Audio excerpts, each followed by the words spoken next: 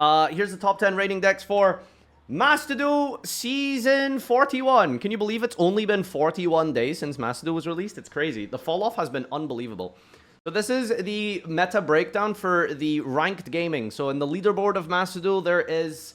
Once you hit Master 1, you get to play in the rated mode, which is basically a reward for being able to play more Mastodon. It's incredible. But this is what the ladder is looking like. I don't think we've seen the results post-branded buff, which is terrifying because there's already 3 out of 10 slots dedicated to branded in this. Now imagine when these people get a second branded fusion. The power level will go crazy. Shout out to this SC Stardust guy, by the way. I don't think anyone has ever achieved 1900, by the way. Very close. Oh, no, we've had 19s before. Never mind. One day, the record will be set by someone hitting 2K for the first time. But anyway, the best deck, unshockingly... Surprisingly, ain't no way, Snake Eye's the best deck. Okay, yep. That original Sinful Spoils limitation from 2. And Bonfire from 2 to 1 will also definitely cripple the deck. So I guess we can probably start with Snake Eye. Let's see this build here. 40 cards by Game Endeavor over here, and he is running the Fiendsmith engine that lets you go into your combo, right? I think this lets you bridge Engraver into Snake Eye. Does it? I don't know. We've got the rank 4 Banshee, but we don't play Chorozo. How do you make Banshee with Engraver if you don't play Chorozo? What 4s are you using? Oh, he's playing double Lacrima? Is that how? It's a 4-card combo?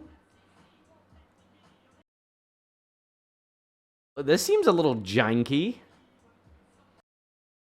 It might be good with the... Oh, he was playing post-ban list, actually. How do you get the second Lacrima on the field? You go, like, Engraver for Tract, pitch Lurry... Make Requiem, summon Lacrima, Lacrima dump.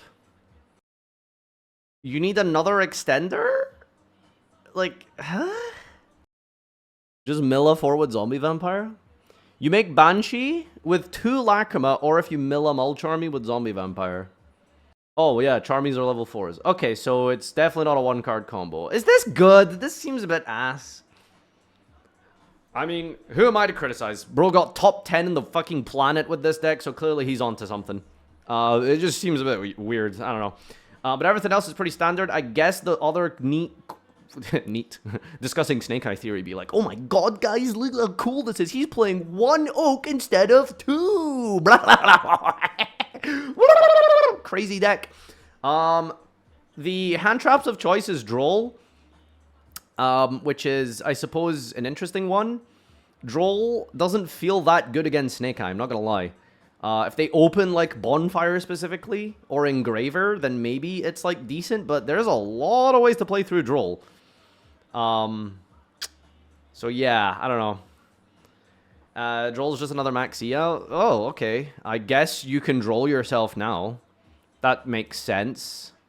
That's pretty desperate, but fair enough. It's another call by the grave. Like, yeah, no, I respect it. 40 cards. But gotta love to see it, by the way. This is the first Snake Eye list I've seen in a while that's only playing 40. Sucks to draw Jaws Poplar sometimes. Or your Flam Barfa.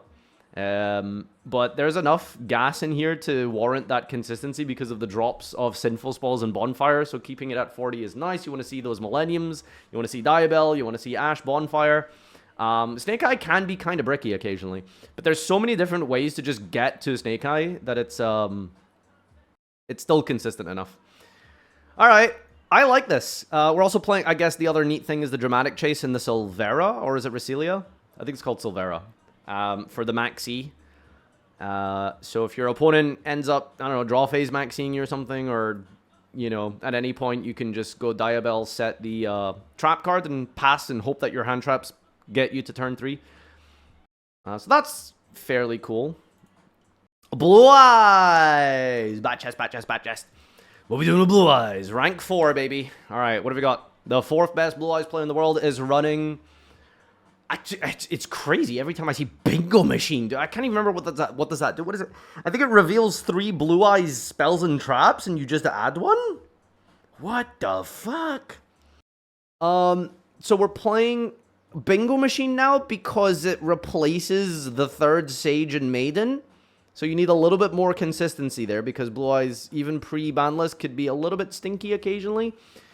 Pretty much if your opponent stops your normal summon in Blue Eyes, you like had to draw like Maiden essentially. So you got Piri Rice Map to help you get there. And the Bingo Machines help you get to Solemn Bishes, which gets you to Maiden, which gets you to Roar, which gives you plays, etc., through Disruption. So it's not terrible, I guess, but I think it does make you way more susceptible to draw, right? Like this list in particular just feels like it loses harder to draw. But at the same time, I don't really know how you make this deck more consistent without losing to draw anyway. Because like if you like start with like Wishes, for example, you can still kind of play through draw if you search the right targets. Like True Light obviously is retrieved from the deck with Maiden instead of adding. You can set from deck with the trap instead of adding as well. So obviously there's kind of ways to maneuver around draw for Blue Eyes, but yeah, I don't know. Making this deck more consistent just doesn't seem very possible without losing to draw, which weirdly enough, I guess has been played. And Snake Eyes anyway. Oh, here's a Snake Eye list we missed. This is a downloadable file. All right. Did I get a virus? I didn't get a virus! Okay. I don't know why this is like vintage. It almost looks like it's got that AI sheen to it, but sure. This is another draw, Andy. Tactics, I like. I love Tactics. But the problem is Tactics is a bit weird because... like, I don't know. Do I like Tactics? Board Breakers going second against the mirror match is... You can just win the game on the spot if you resolve Tactics on an Appaloosa. The problem with Tactics is like, you know, taking things can just like still lose to hand traps because they do the full combo and then they hand trap you. So if you draw Tactics going second, like that Tactics in your hand could have been a hand trap that just stopped them from pushing to make the big board in the first place. Is kind of like the weird paradox with Snake Eye. Because Snake Eye is a deck that you don't want to let them play and then board break them. You want to just cut off their nuts and like give them a flesh wound before they actually start playing the game. Because it's very hard to break Snake Eye with board breakers. You need like multiple essentially. But yeah, going first, it's insane because they hand trap you. You can dig for extenders. You can rip another hand trap out their hand, put them down to no cards, and then they have to play through a full Snake Eye board. Droll and Lotbird again, anti-maxi, and my go is running the golden ratio. We're not playing... See, I've seen some Psyframe players with Delta. Sorry, not Psyframe players. Some Psyframe enjoyers running Delta. Because playing 1-1 Garnet for a Gamma driver is like really rough and very sus.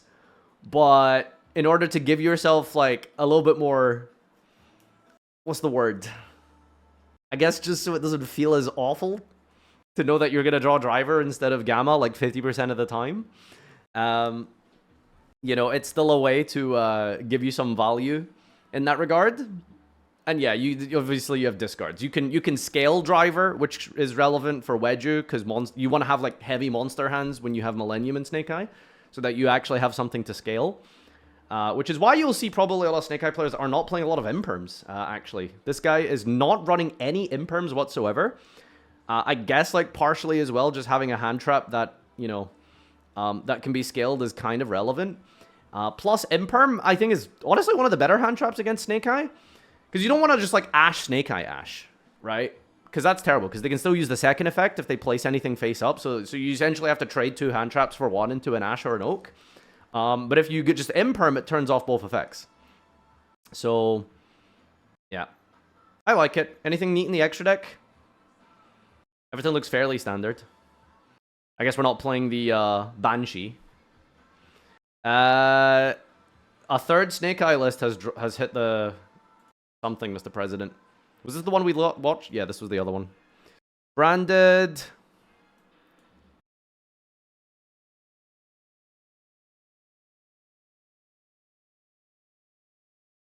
Yep, that's branded.